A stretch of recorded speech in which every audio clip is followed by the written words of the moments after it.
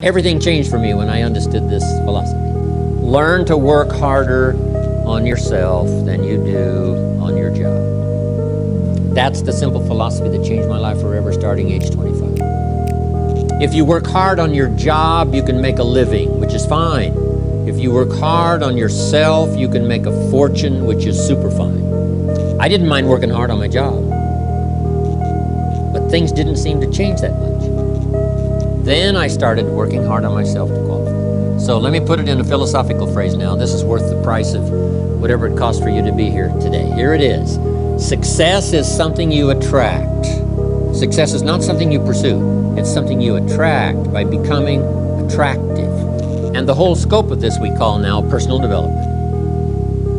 You can have more than you've got because you can become more than you are. If you can multiply your value by 3, by 5, you can easily multiply your income by 3, by 5, by 10. But the key to doing it is to work hard on yourself. Now, that's why I mentioned this personal development part is learning multiple skills. If it would serve you, multiple languages, okay? Working hard on yourself. You know, people are fun to work with. The key sometimes it's not fun to work with is yourself. How come I'm reluctant when I should be excited? Right? You just go through this dilemma.